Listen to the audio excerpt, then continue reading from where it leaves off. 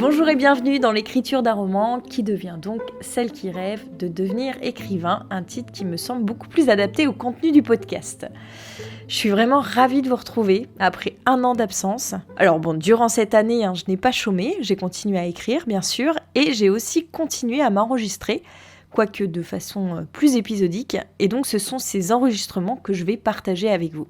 Mais tout d'abord, je vous fais un rapide bilan de mon année. Alors en ce qui concerne l'Inde de Suraj, je considère le roman comme terminé, même s'il me démange souvent de le reprendre. Et je viens tout juste de faire appel à un service de diagnostic éditorial, ce qui suppose que je risque de retravailler mon texte pour une énième version très prochainement.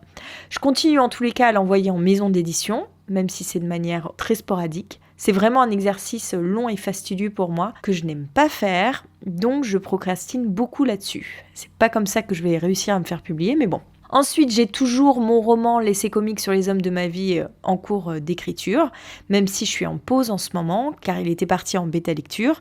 Là, il vient juste de revenir avec les retours de mon lecteur, mais je crois que je ne vais pas le reprendre tout de suite, car j'ai besoin qu'il mature un peu, et aussi parce que c'est mon 3e projet qui me tient le plus à cœur actuellement. Alors il s'agit d'un roman de fantasy que j'avais commencé à écrire il y a plus d'une dizaine d'années. Je vous en ai déjà parlé quelques fois il me semble. Et là, je me sens tout à fait prête à m'attaquer à un projet d'une telle envergure et je m'amuse, mais alors comme une petite folle. Ça fait tellement du bien de s'en remettre qu'à l'imagination pour écrire. Ça faisait longtemps que ça ne m'était plus arrivé. Donc voilà à peu près le bilan de mon année. Rien n'a changé de manière concrète dans ma vie d'écrivaine en devenir, on va dire. J'en suis toujours à peu près au même stade. Mais bon, j'ai de plus en plus de textes à mon actif et donc ça, c'est positif. C'est d'ailleurs le fait qu'il n'y ait pas eu d'avancée concrète qui m'a longtemps fait hésiter à reprendre ce podcast. Je me disais que ça ne servait à rien de partager avec vous mon cheminement dans l'écriture s'il ne se passait rien de concret. Mais comme c'est un podcast qui me tient très à cœur, que j'adorais recevoir vos retours et vos messages et que j'ai hâte d'échanger à nouveau avec vous autour de l'écriture, j'ai eu envie de le reprendre. J'espère que vous prendrez autant de plaisir à repartir avec moi pour de nouvelles aventures sur le chemin de l'écriture. Et en attendant, je vous ramène longtemps en arrière, en décembre 2021, là où je m'étais arrêtée lors de mon dernier épisode. Bonne écoute à vous!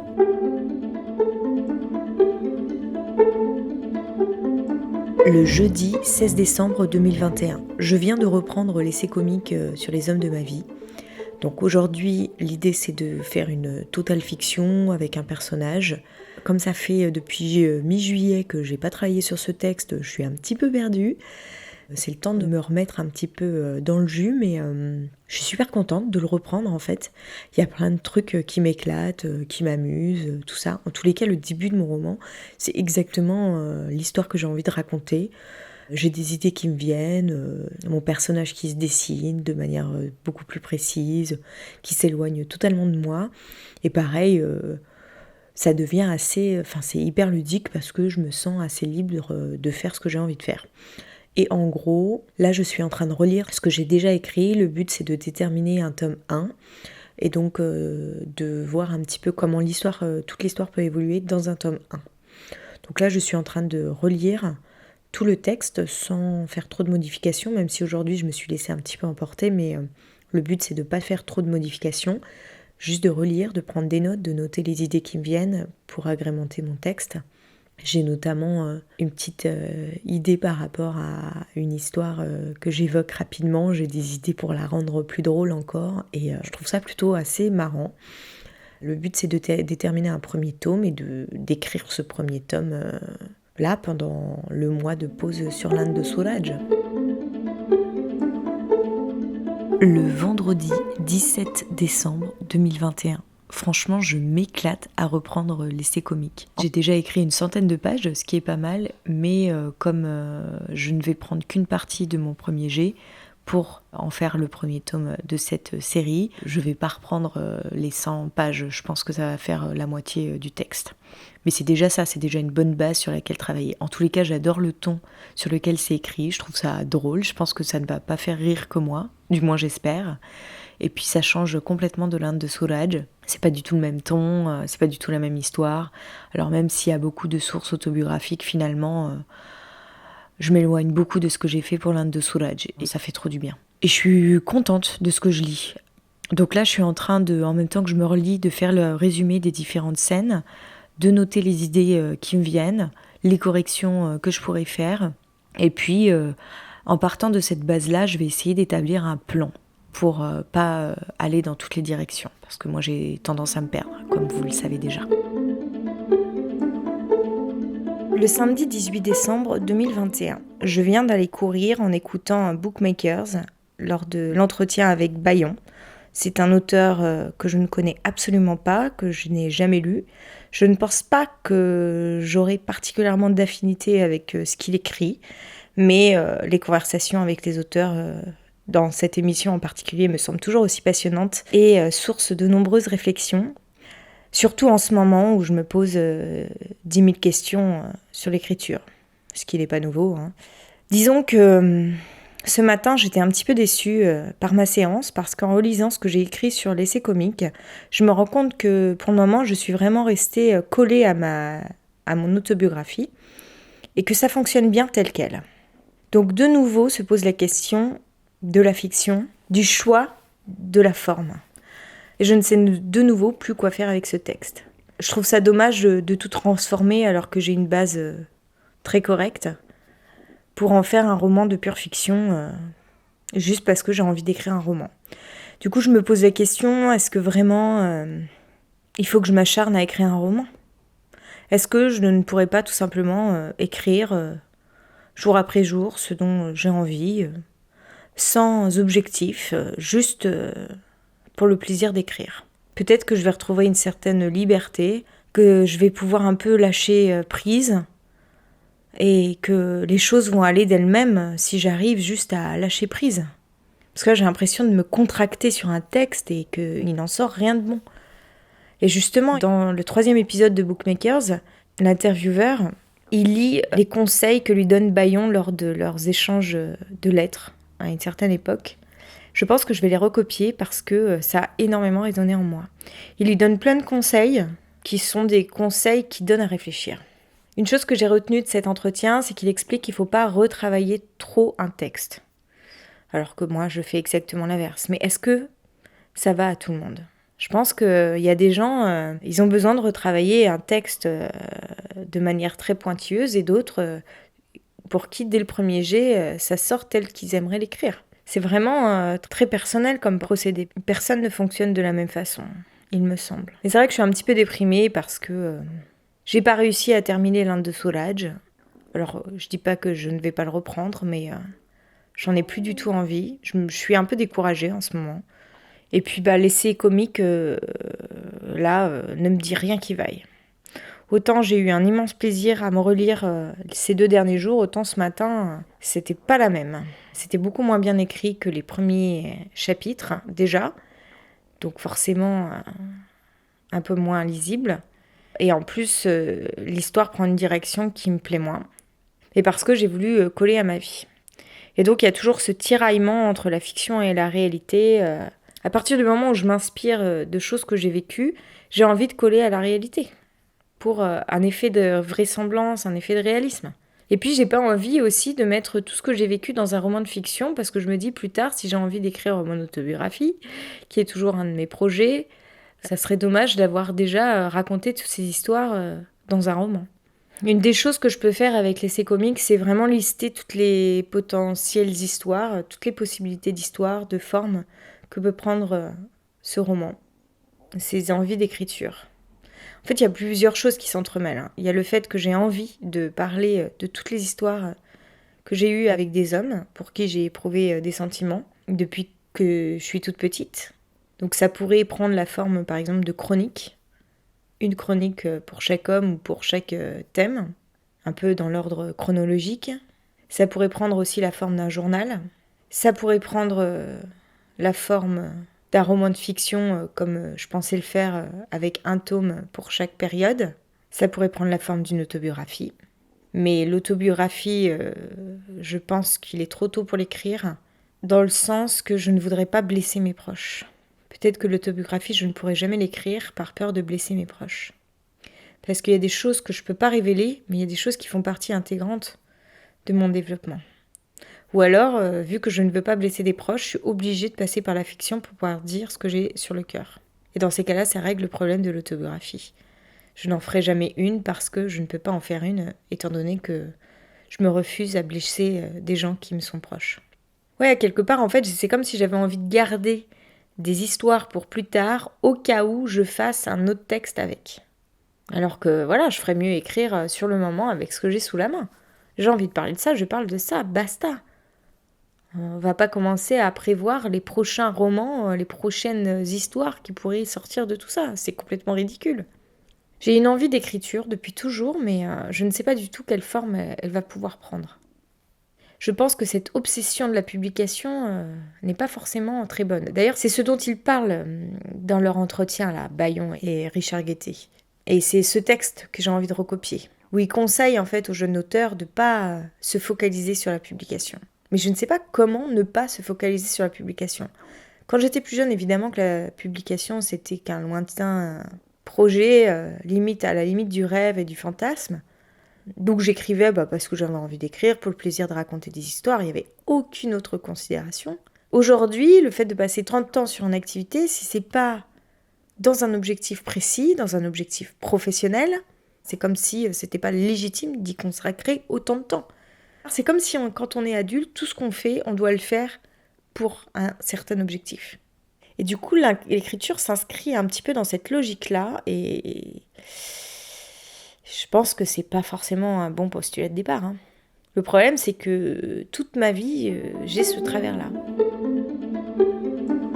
Ne dois-je pas en revenir à la raison d'être de cette envie d'écrire, l'essai comique ? Alors, je sais pas vraiment pourquoi j'ai envie de l'écrire, mais c'est sûr que j'ai toujours voulu faire quelque chose comme une sorte de rétrospective sur les hommes qui ont jalonné ma vie.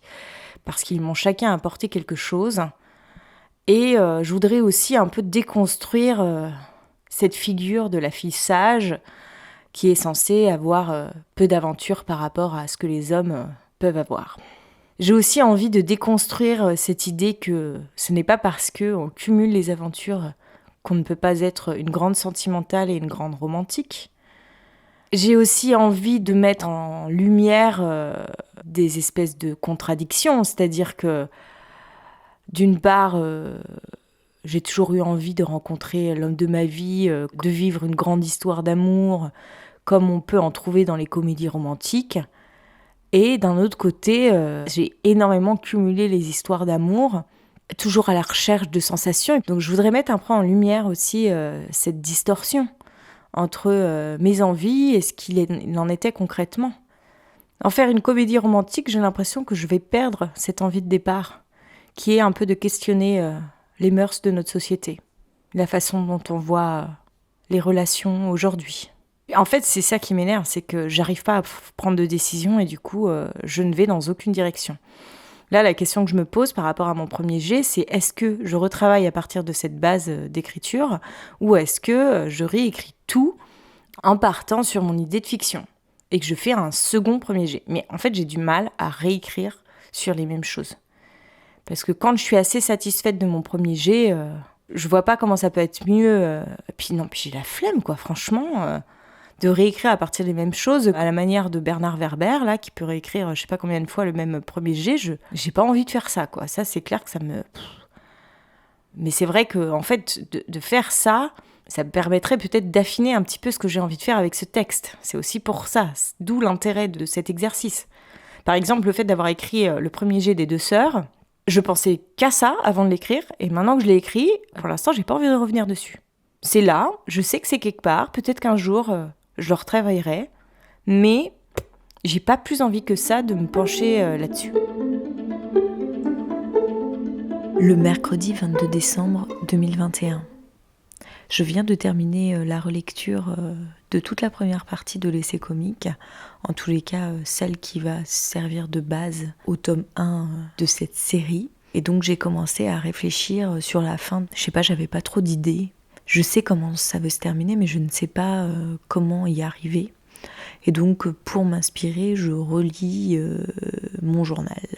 Puisque j'avais un peu mis de côté certains éléments de mon journal parce que par rapport à ce que je voulais faire précédemment, ça correspondait pas. Et donc du coup, je reprends là où j'avais pas porté mon attention sur mon journal pour trouver une forme qui correspondrait assez bien à ce que je veux faire. Je me pose aussi la question, est-ce qu'il ne faut pas que je l'écrive, ce roman, sous forme de journal ? Genre un journal de bord, puisque c'est la trajectoire d'une femme amoureuse. Ça peut être sympa d'avoir un journal de son adolescence jusqu'à l'âge adulte, qu'on la suive un petit peu au jour le jour. Après, est-ce que je risque de ne pas être trop analytique du coup ? Parce que la forme roman me permet d'être assez synthétique pour une fois. Bon voilà, et j'ai encore plein de choses que j'ai pas trop démêlées. Je pense que ce que j'ai lu constituerait la base du tome 1 fait une 60aine de pages. Donc ça peut être augmenté. Et après, ça constitue plutôt une base parce que c'est assez synthétique. Il n'y a pas vraiment de scène où on rentre vraiment dans le vif du sujet, où on est avec les personnages au moment où ils vivent les choses. Et donc ça manque un petit peu du coup de vivant. Ça, il va falloir que je travaille là-dessus. J'aimerais aussi que le contexte soit beaucoup plus développé, qu'il y ait des éléments du caractère de mon personnage qui soient aussi plus développés. Donc ça me fait pas mal de choses à travailler. Bon, pour l'instant, rien n'est vraiment défini. Le jeudi 23 décembre 2021. Comme je ne travaille pas aujourd'hui, j'écris toute la matinée. Il est 10h46, j'ai commencé vers 7h30, donc voilà, ça avance. Je suis en train de chercher des sources d'inspiration pour la fin de mon histoire, le tome 1 de l'essai comique. L'essai comique a pris un nouveau titre, mais je ne préfère pas en parler parce que c'est un titre que j'aime beaucoup. Et donc ça serait une série de romans autour du parcours amoureux d'une jeune fille du nom de Pomme. Et donc dans le premier tome, c'est l'enfance. Donc c'est l'enfance, les rêves, l'idéalisation de l'amour, les projections futures. Et pour m'inspirer, je me repose beaucoup sur mon journal parce que je retrouve les aspirations que j'avais lorsque j'étais enfant, la naïveté, le regard innocent que je pouvais porter sur le monde à ce moment-là, les projections que je pouvais me faire par rapport au futur. J'ai vraiment envie de revenir à ce regard-là, de retrouver cette ambiance de l'enfance. Et donc j'ai vraiment besoin de mon journal pour cela, et c'est pourquoi pour trouver la fin du premier tome, qui va être complètement romancé beaucoup plus que le reste, j'ai besoin de trouver des sources d'inspiration dans mon journal.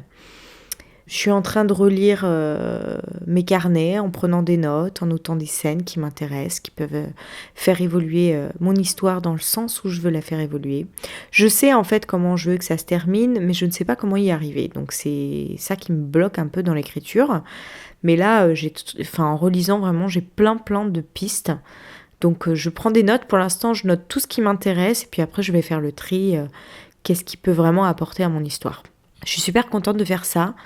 J'adore replonger en fait dans ces carnets qui sont vraiment toute une époque de ma vie, dont je me souviens pas du tout, puisque ça fait vraiment plus de 15 ans, donc c'est assez lointain. Enfin, ça fait même plus de 20 ans. Ça me permet de vraiment appréhender cet âge-là de façon intime et pertinente, il me semble.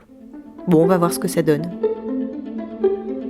Le mercredi 23 décembre 1998, j'avais 14 ans, il me semble. J'ai fini la lecture du Blé en herbe de Colette. C'était la première fois que je lisais Colette, la première fois que je lisais ce roman. Et j'avais adoré. Je me souvenais qu'il faisait partie de mes romans préférés. C'est pourquoi je l'ai relu récemment et ça m'a beaucoup moins plu qu'à l'époque. Mais à l'époque, vraiment, j'avais été chamboulée par cette histoire. Et voilà ce que j'écris. Quelle belle histoire. Je me retrouvais presque dans les personnages, ces deux adolescents qui se cherchent, et tout est fait dans une subtilité qui nous laisse une part de rêve. Vraiment, j'ai adoré ce roman. C'est exactement la réaction d'une adolescente ou d'un adolescent. C'était quelque chose de tellement réel. Je pense d'ailleurs que c'est pour ça que ça m'a beaucoup plu. Si l'on me demandait le livre que j'ai préféré dans tous ceux que j'ai lus depuis le début de l'année, ce serait celui-ci, qui remporterait de loin. Il est incomparable. Moi, il me laisse rêver. Quelle belle histoire. Et pourtant, on ne peut pas dire qu'il se passe grand-chose. Une simple histoire d'amour entre deux adolescents, une femme qui vient briser cet amour sans nuage, mais malgré tout, on sent qu'à la fin, leur amour n'est pas perdu, mais qu'il va vers le monde des adultes. Ce n'est plus un amour entouré de rêves, mais quelque chose s'y est fixé de bien réel. Je trouve que c'est assez intéressant de voir mon point de vue sur ce livre à cette époque où j'étais une adolescente, parce que je pense qu'en effet, ce livre correspond vraiment à l'adolescence. Et je crois que c'est vraiment ce que j'ai envie de faire avec le roman que je suis en train d'écrire aujourd'hui. Retrouver mon âme d'adolescente et parler aux adolescents. Mais en même temps, j'ai pas envie d'en faire forcément un roman que pour les adolescents. J'ai envie qu'un adulte puisse trouver son compte. Alors voilà, bon, je ne sais pas du tout s'il sera adapté à des jeunes ados. Peut-être que oui, peut-être que non. Après, si j'arrivais à écrire quelque chose avec lesquels ils peuvent grandir, comme un espèce d'Harry Potter de la romance, j'en serais ravie. Bon, je suis un petit peu ambitieuse, je crois, sur ce coup. Mais bon. Je viens d'aller marcher, et donc comme d'habitude, j'ai écouté mes podcasts autour de l'écriture. Et là, c'était dans le podcast Procrastination, un moment où il parle de réécriture avec une éditrice des éditions Atalante, il me semble, de l'Atalante plutôt. Et je me suis fait la réflexion que lorsque je reprendrai l'Inde de Soulage, il faut que je le relise avec cette unique idée en tête, à savoir ne pas améliorer mon texte, ce qui va être très très difficile, et juste me dire est-ce que c'est assez cohérent pour l'envoyer en maison d'édition. Voilà, tout simplement, juste parce que à un moment, il faut juste dire stop, j'en ai marre de travailler sur ce roman, ça c'est évident, mais j'ai envie de le mener jusqu'au bout, j'ai envie de l'envoyer à plus de maisons d'édition pour qu'il ait quand même une petite chance de se faire publier à compte d'éditeur. Pour l'instant, je suis pas du tout prête à m'y replonger. Franchement, je suis partie dans l'essai comique avec beaucoup plus de volonté, beaucoup plus d'entrain surtout, de joie, d'épanouissement. Donc on va voir si à un moment j'ai envie de revenir à l'Inde de Soulage. Je pense qu'il faut que j'aille jusqu'au bout de quelque chose avec l'essai comique avant d'avoir envie de reprendre l'Inde de Soulage. Tant que je suis dans cet entrain d'écriture, j'ai pas envie de l'arrêter. Le jeudi 6 janvier 2022. Ça fait longtemps que je ne me suis pas enregistrée ici. Il faut dire que j'ai pas grand chose à dire en ce moment au niveau de l'écriture. Déjà parce que j'ai pas beaucoup le temps d'écrire. Et en plus, je fais des choses que j'ai déjà faites, donc rien de nouveau. Je suis toujours en train de travailler autour de l'essai comique. Je suis toujours en train de chercher l'inspiration pour la fin de mon histoire. Donc je relis à nouveau des passages de mon journal. Je note des anecdotes qui peuvent être intéressantes à développer ou à traiter dans ce roman, dans ce premier tome en tous les cas. Ce premier tome, ça serait autour de la vie amoureuse d'une enfant pré-ado. Ça commence quand elle a aux alentours de 12 ans et ça va s'arrêter quand elle aura 15 ans. Ce premier tome, c'est vraiment l'enfance et le début de l'adolescence, on va dire. Au début, quand je relisais mon journal la dernière fois, je relisais que les passages qui m'intéressaient pour mon roman.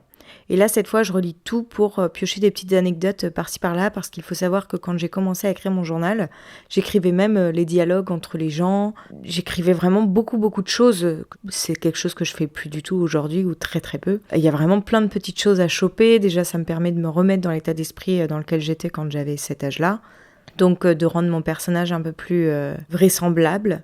Donc ça, c'est pas mal. Et puis surtout, je parle beaucoup d'écriture. Je parle des romans que j'écris, des nouvelles idées que j'ai, je raconte mes histoires. Et je me rends compte, je me suis toujours considérée comme une jardinière. Et en fait, je me rends compte que pas vraiment. Dans le sens qu'avant d'écrire tous mes romans, j'avais toujours une idée de la fin. Toujours une idée du déroulement, en tous les cas. J'ai mon résumé et après, je me lance dans l'écriture. Donc évidemment, après, quand je commence à écrire, ça évolue pas forcément dans la direction dans laquelle je m'étais fixée au départ. Mais en tous les cas, j'avais déjà une idée globale de l'histoire, de où je voulais l'emmener. À chaque fois, je dis « Ah, ça y est, je me suis lancée dans un nouveau roman, voilà le résumé. » Et je raconte toute l'histoire. J'avais des idées qui me venaient, et puis en fait, j'imaginais l'histoire avant de l'écrire. Je ne me souvenais pas de ça, je trouve que c'est intéressant à voir. Après, voilà, je vais pas jusqu'à faire des fiches personnages, un vrai plan, mais c'est juste que j'ai quand même une idée globale de mon histoire, une idée de la fin. Mais ça, c'est quelque chose que j'avais appris très tôt, que j'avais lu je pense dans un livre autour du scénario, qu'il fallait avoir une idée de la fin. Donc j'avais toujours gardé ça en tête, en me disant que c'était une obligation. Parce qu'à l'époque, les conseils pour moi étaient des ordres. C'était pas forcément des choses à prendre ou à laisser en fonction de si on était à l'aise ou pas avec. Bon, aujourd'hui, j'ai tendance à penser que le fait d'avoir une idée de la fin, m'aide quand même dans l'écriture. Mais ce n'est peut-être pas le cas pour tout le monde, hein. La preuve, Stephen King, il dit bien qu'il ne veut pas savoir la fin, parce que sinon il n'a plus envie d'écrire son histoire. Donc c'est une autre problématique que je comprends tout aussi bien. Je parle beaucoup d'écriture dans mon journal. En fait, depuis que j'ai commencé mon journal, je me suis toujours dit, ou presque, que je voulais devenir écrivain. Et je me posais pas de questions de légitimité, de vraisemblance de mes histoires, de recherche qu'il fallait que je fasse. Enfin, tout était tellement plus simple qu'aujourd'hui, je me prenais pas la tête, quoi. Et ça me semblait tout à fait plausible de devenir écrivain. C'était un choix professionnel comme un autre. À un moment, je parle de ma sœur qui veut faire psy, et que moi non, je préfère être écrivain parce que j'ai trop peur de m'occuper de paumés. C'est comme ça que je dis les choses.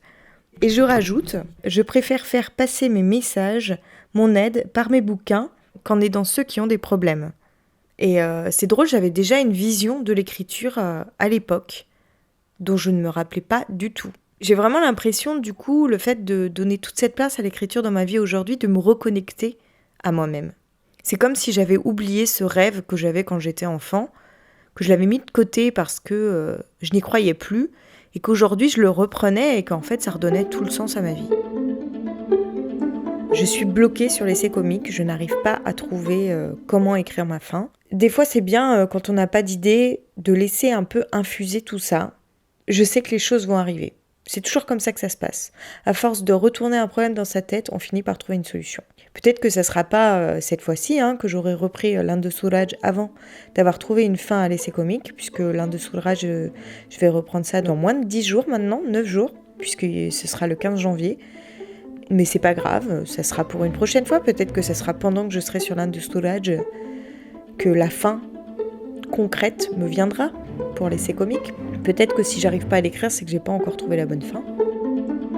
C'est tout pour aujourd'hui, on se retrouve la semaine prochaine, même jour, même lieu, même heure, vendredi à 18h sur votre plateforme de podcast préférée. En attendant, vous pouvez toujours venir me rejoindre sur Instagram, @AureliaHorner, et m'envoyer un petit message. Ça me ferait un immense plaisir d'avoir de vos nouvelles. Et si vous avez des problématiques d'écriture à me soumettre, je serai ravie d'échanger avec vous sur le sujet, donc n'hésitez surtout pas. Un grand merci pour votre écoute et je vous dis à la semaine prochaine.